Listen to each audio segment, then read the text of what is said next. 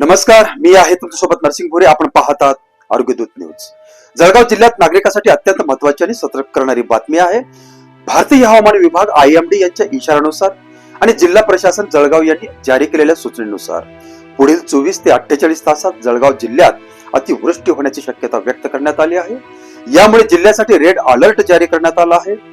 या काळात जोरदार वारे, विजांचा कडकडाट आणि काही ठिकाणी सदृश्य परिस्थिती निर्माण होण्याची शक्यता असल्याने नागरिकांनी अत्यंत सतर्क राहावे.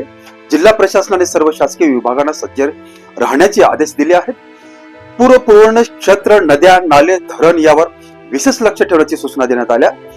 आपत्कालीन यंत्रणा, बचाव साहित्य आणि मनुष्यबळ तयार ठेवण्यात आलं आहे. नागरिकांनी कोणती काळजी घ्यावी?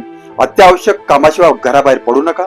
नदी, नाले, धबधबे, पूल आणि पाण्याचा प्रवाह जवळ जाणे पूर्णपणे टाळा. पाणी साचलेल्या रस्त्यावर वाहन चालवताना विशेष खबरदारी घ्या. विजांचा कडकडाट सुरू असताना झाडाखाली किंवा मोकळ्या मैदानात उभे राहू नका. मोबाईल चार्ज ठेवा. टॉर्च आणि आवश्यक औषधे जवळ ठेवा. लहान मुले आणि ज्येष्ठ नागरिकांची विशेष काळजी घ्या. अफवावर विश्वास ठेवू नका. फक्त हवामान विभाग आणि जिल्हा प्रशासनाच्या अधिकृत सूचनांवरच विश्वास ठेवा.